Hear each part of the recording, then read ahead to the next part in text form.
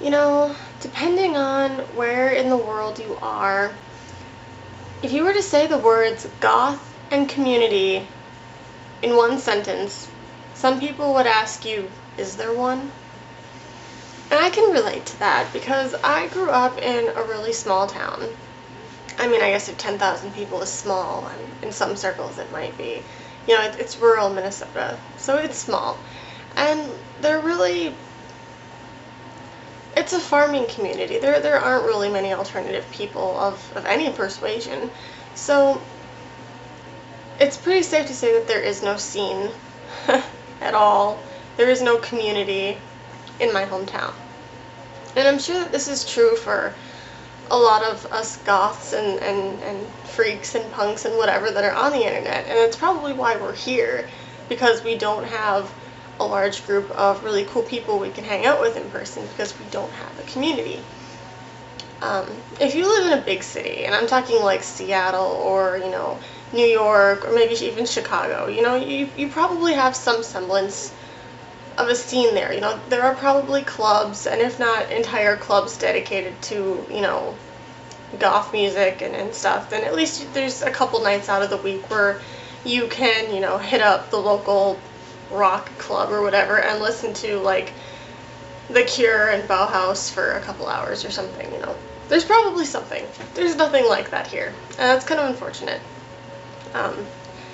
So on the surface, it doesn't seem like there really is a goth community anymore. And you know, looking at it from a mainstream perspective, there probably never really was. Because, like, I mean, if it had been like this big thing at any time ever, then you could ask somebody in their 40s or 50s, like, oh yeah, do you remember like goth stuff like back in the 80s? And but you do that, and they're just like, hell, what? Oh, goth, don't you mean those creepy kids who wear them pants with the chains and hang around the mall hissing at kids? They have no idea. It was never a big thing. So the community, I think, has always been underground, and that's just the nature of it, I guess. But with the advent of the internet, we've sort of been able to come together, and I think that's really cool. There are so many forums for us to gather on, to talk about stuff, to share music, to get fashion ideas, to, you know, argue over which band is more goth than that one, or should this band even be called goth because they didn't like the label, and oh no, and so I feel like I knew where I was going with this, and I was thinking about it earlier, and it was really poetic, and it was really, really existential, like how great this community we have on the internet is, and then it's gone. I don't know. This always happens as soon as I turn the camera on, I guess. I just sort of like lose everything I'm talking about. It's really not cool. Did you guys notice I cut my bangs? Yes, I cut my bangs. I was bored Saturday night and just hanging out at my boyfriend's place, so I cut my bangs. I used to rock them for like the longest time. You guys haven't seen me with bangs yet though, because I think I started this channel last spring with my really, really, really bad camera, and I had really short hair then. If you go back and look at stuff from last year, it's really, really horrible.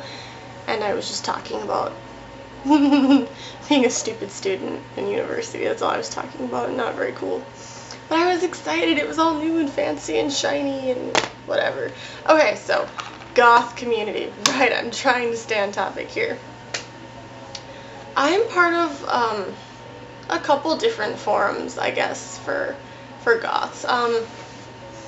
I know Vampire Freaks used to be one of the big ones, like way back in the day, and I remember being like, I think I was like 14 when I made my first account on there. And I remember back then it hadn't really gotten popular, so I don't even know how I found it, but I was probably just looking up vampire stuff on the internet back then, because I was a weird kid. And I happened across this site, and it was like, oh, for gothic and industrial music, and that's legitimately what it was back then. It was really cool because, you know, I made a profile, I started talking to people, and I found all this cool music, and I met all these really interesting individuals who had this incredible fashion sense, and it was really, really, really neat. I've made friends on that site. I've made friends that I've traveled to see across the continent, you know, and it's like, but as the site became more popular, different kinds of people were on there. I remember, like, I think it was about 4 or 5 years ago now, the scene crowd was huge on there. Like, I don't know, everybody and their cousin who had teased up hair probably had a profile on Vampire Freaks, and they thought they were so badass. But now you go on there and it's a mix of everybody. I mean, there are still, like, goth-centered communities within Vampire Freaks that stay kind of true to what the site originally was and stuff. That's really cool. So, but it did start off as an alternative forum for people. There is goth.net. I believe they do have their own, like, section for forums and discussions and stuff.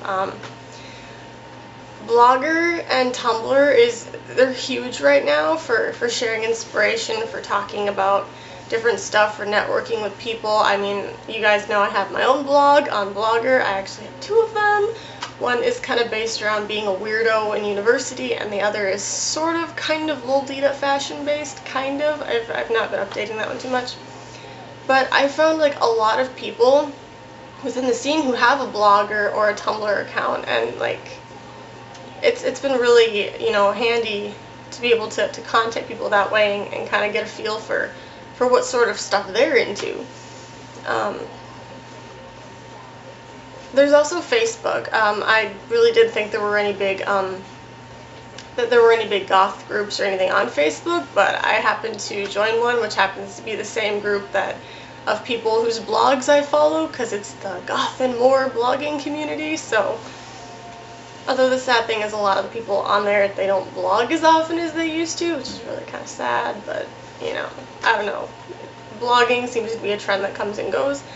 Also, there's YouTube right here. There are so many people who are here to talk about the scene, and I think that is so awesome. Because, like, I think if I hadn't been able to find other people who were into the goth scene and stuff, who were making videos, I probably wouldn't have been inspired to ever start doing anything myself, you know, or even talking about this sort of thing. Like, I mean, watching other people's YouTube channels and getting a feel for what they talk about and what they do and what works has kind of prompted me to start this whole, like, Spooky University subsection on my channel. And, you know, I'm only on, like, this is, like, what, the 9th episode or something? And, so, I mean, it is kind of based around, like, being a weirdo at a university, because it's not really being done, and I think somebody needed to talk about it. So I don't know, I was starting college, I figured why not, right? So that's what I did. So far it's not panning out the way I hoped. I mean, I've got some dedicated followers, people who watch all my videos, and I thank you so much, because I would be a really miserable, sad, lonely person if you didn't watch and comment. So yeah. But, you know, I don't know, sometimes I feel like I'm doing something wrong, because there are some people who will put up, like, a 5-minute video, and I'm sure this is already past the 5-minute mark, but these people will put up a 5-minute video of talking about something that's kind of just like, oh, this is what happened to me today, blah, blah, blah, and they have, like, 500 comments in, like, an hour, and I'm just like, how does that happen? I don't understand. How does it happen? You know? And some of these people ramble worse than I do, and I don't understand. I mean, is there something inherently not likable about me? Which leads me to another thing. The most successful YouTube vloggers, I think, are really cool-looking people. Like, you've got Kill Natalie, you've got Kaz Loves Bats, you've got Leah Mouse. They all look really, really cool, you know? And then I'm sitting on here and I'm just like...